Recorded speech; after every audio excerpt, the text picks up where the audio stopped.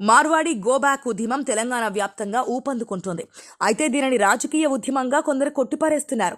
బీజేపీకి అండగా నిలిచే మార్వాడీలను అణచివేసేందుకు ఈ ఉద్యమం పుట్టిందని బీజేపీ ఆరోపిస్తూ ఉండగా, మరొకవైపు కాంగ్రెస్, బీఆర్ఎస్ నేతలు కూడా మార్వాడి గోబ్యాక్ ఉద్యమానికి అండగా నిలుస్తుండటంతో దీనికి రాజకీయ రంగు పులుముకుంది.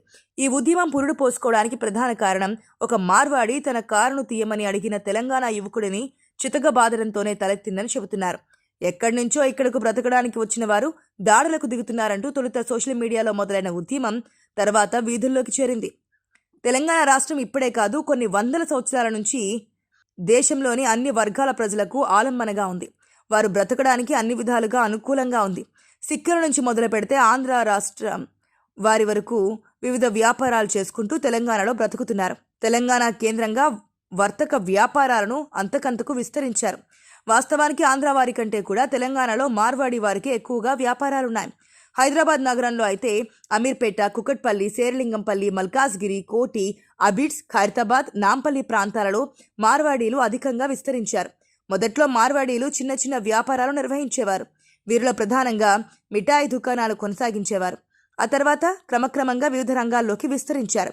ఇక్కడ కుటుంబాలుగా ఏర్పడి ఆధార్, ఓటర్ ఐడి కార్డు సాధించారు.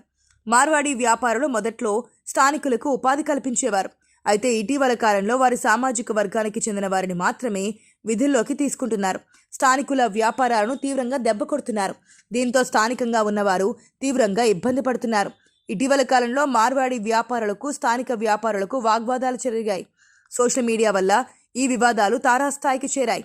నీతో ఏకంగా గోబ్యాక్ మార్వాడి అనే ఉద్యమం మొదలైంది. తెలంగాణలో ఉన్న మార్వాడి వ్యాపారులు మొత్తం వారి సొంత రాష్ట్రాలకు వెళ్లిపోవాలని స్థానిక వ్యాపారులు డిమాండ్ చేస్తున్నారు. తమకు ఉపాధి లేకుండా వ్యాపారాలు కొనసాగించకుండా చేస్తున్నారని ఆరోపిస్తున్నారు. ఉమ్మడి రంగారెడ్డి జిల్లా ఆమనగల్లు ప్రాంతంలో బంద్కు స్థానిక వ్యాపారులు పిలుపునిచ్చారు. ఉత్తర భారతదేశం నుంచి వచ్చి తమకు ఉపాధి లేకుండా చేస్తున్నారని స్థానిక వ్యాపారులు మార్వాడి వ్యాపారస్తులపై ఆగ్రహం వ్యక్తం చేస్తున్నారు. మార్వాడీల వల్ల తమ వ్యాపారాలు దెబ్బతింటున్నాయని, వాళ్ళ మనుషులకే ఉద్యోగాలు ఇస్తున్నారని స్థానిక వ్యాపారులు మండిపడుతున్నారు.